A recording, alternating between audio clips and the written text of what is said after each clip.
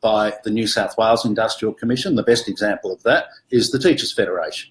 They are not subject to the Fair Work Commission. They deal with the New South Wales Industrial Relations Commission, as we did until about 2010.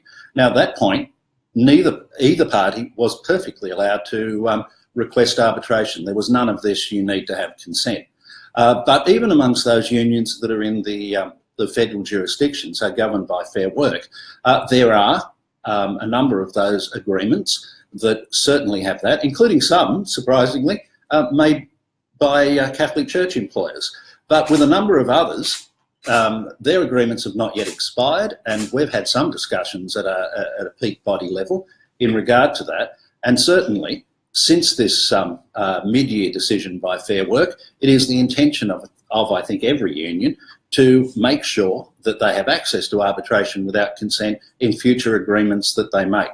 We didn't know about that because it hadn't happened when we made the principals agreement, nor did any of those unions, but they all intend to move in this direction. And it's a really simple change.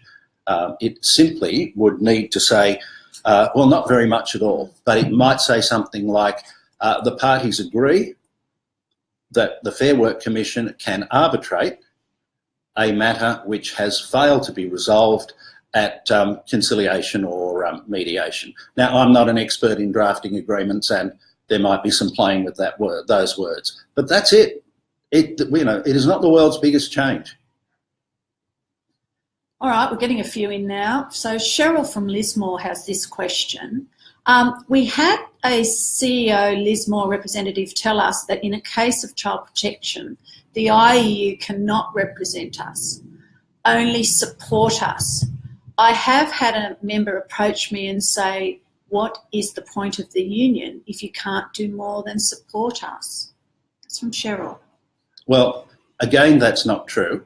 And it depends entirely on what the nature of a child protection matter is.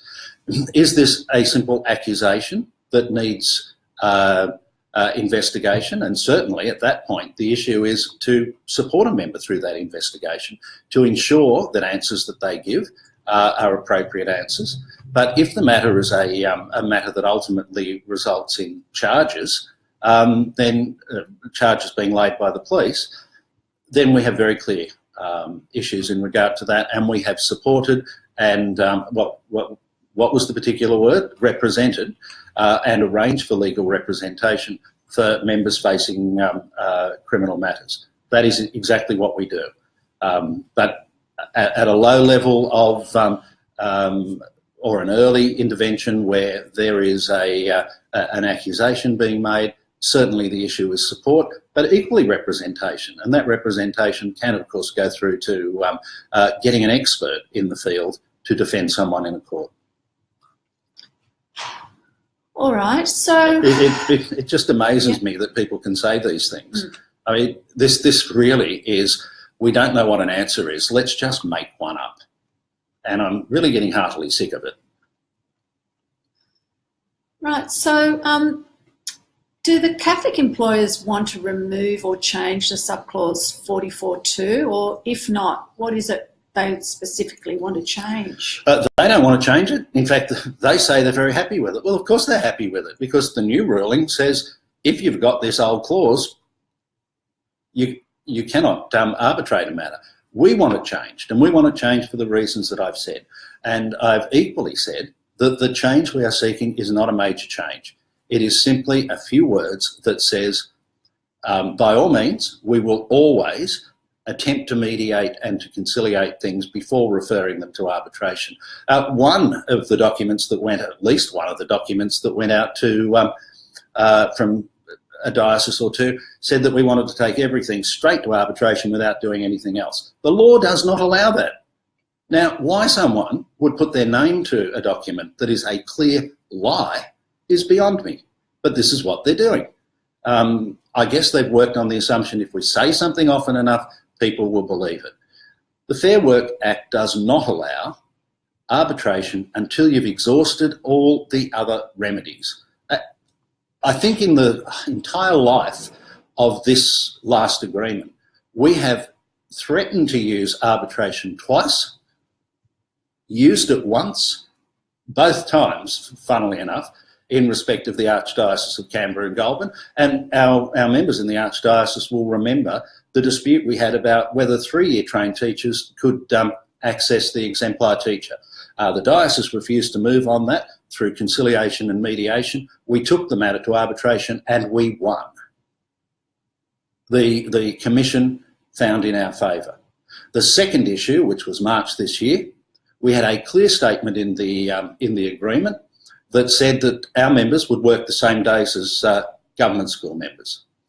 As far as the day before Anzac Day was concerned, which government school teachers were not working, the Archdiocese decided that it was going to open schools. We said that was a breach of the agreement. We tried to mediate, we tried to conciliate. They wouldn't budge on it. We said we were taking it to arbitration. That's when they said you can't. But it was very time sensitive. They had to make a decision very quickly as to whether to pull on a fight or not, because I think it was the 24th of April was approaching very quickly. Finally, they decided, okay, we'll agree. But what we have not been able to get is an agreement that clause stands, that our members in the Archdiocese will work the same days as government school teachers. Now, they tried to pull it on last time, and they will not give that commitment at the moment. It is one of the issues that is a sticking point in reaching an agreement with the Archdiocese of Canberra and Goulburn. In the Archdiocese of Sydney, the huge class sizes, they just simply refuse to put a cap on class sizes. And what we do have is, rather than 20 is plenty in kindergarten, we've got classes of 34. I think there's even one of 35. But they won't put a cap. They won't simply say, okay, look, we can't make a change immediately. We should phase things down towards 30.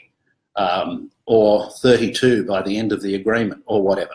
They simply say, we're going to keep enrolling kids, and there's all sorts of reasons why we're going to do that. We're not putting a cap on it. It's a sticking point. Okay, look, there's just another comment from Cheryl, and I think this is pertinent. I feel that there was a huge push from us by the CSO to vote on the agreement at the end of the month. I feel this is verging on pressuring our members. Well, I agree. Now, the law allows employers to put any document they like to the vote. There is absolutely nothing prohibiting Catholic school employers to put an absolute rubbish agreement out to the vote. And if they want to do that, they can, as long as they follow the rules that are laid down by Fair Work for having such a vote. But what I would say is simply, do you want to vote on an agreement that is not endorsed by the union, and not endorsed by the union because, in our view, it is not able to be properly enforced? We don't know what's in this agreement. Like I said, last time we saw anything was dated 17th of February. At the 17th of February, I think we'd had 1 or 2 meetings. We've come a long way since there. So I can only assume the document they're talking about is the 17th of February document, which doesn't have the vast majority of the things that we believe we have an in-principle agreement for. So who knows? But if they put something out to the vote, we'll have a good read of it. I'm pretty sure we'll be saying to our members, vote no. So just on that, there's a question here, are there outstanding issues with the agreement then, John? Could you give us a bit of an overview? Let's just leave arbitration to one side, because arbitration is what gives you the capacity to easily enforce an agreement. And as I said, not every matter can be taken to a court. Most of the things that a court will hear are issues about money. So if you've been wrongly classified, that means you've potentially suffered a monetary loss. The court will deal with that. Whether or not you got the right amount of RFF at the right time, courts won't touch that. That's not a court issue in terms of the Federal Circuit Court. There's no money involved. But I've given an indication of what's wrong with the Archdiocese of Canberra and Goulburn, and that's not the only issue. We want a statement that says, as has been in the past, that our members work the same days as government school members. Now, there are a few other issues in the Archdiocese of Canberra and Goulburn as well. I've touched on one with the Archdiocese of Sydney. Can I just say to any secondary teachers in the Archdiocese of Sydney, we've seen nothing for secondary teachers. We have spent most of our time in those meetings talking about primary class sizes and trying to convince them that there really is a need to reduce those numbers, to make a commitment to reduce those numbers. In some dioceses, we don't have adequate protection for release from face-to-face teaching. We have release from face-to-face teaching that where people can basically be required to attend meetings during it. There's a lot of this stuff that still needs to be done. My view is that what Catholic employers should do is honour the spirit of what they had always agreed to in respect of arbitration, agree to talk about a sensible set of words that allows either party to refer a matter to arbitration. Remember, I did say we've used it twice. Well, sorry, we used it once. They refused the second time. And now I could stand corrected on that, but I'm pretty sure they are the only matters in the entire last 3 years of this agreement. So you can see it's pretty infrequent. That doesn't mean we haven't had disputes, but where do we settle them? Conciliation. That's what we do. We do it really well, and there's a stunning amount of goodwill associated with that. But there are a whole range of other issues that we need to talk to individual dioceses about. These are things that we want included in agreements, and in most cases we've made fantastic progress. And I won't single out individual dioceses, but I'd say that there's at least two where we'd be ready to go. We'd be quite happy to put what they've got, an arbitration clause, and have an agreement for that diocese. Just there's very little standing in the way. But whilst this dispute is going on, and whilst the employers continue to oppose our application for protected action ballots, then we're not talking to each other. In most cases, we're just not meeting. So we believe that it is necessary to get this out of the way, get this stuff fixed, not impossible to fix. We'll certainly cooperate and try and fix it. Then we can get an agreement written. We can get it out to a vote. And even if it is 8 or 9 months late, and it is 8 or 9 months later than your Crown colleagues, your colleagues in the government sector, who got their pay increase, a very modest 2.5%, but they got it, on the 1st of January. This is the 17th of August, and you're still waiting. So, will members be voting on taking any industrial action? Well, certainly not before the 29th of this month, because the process is, and again, it's legalistic and complex, but in a nutshell, with the support of more than 500 of the 550 or so schools who return motions to support the application for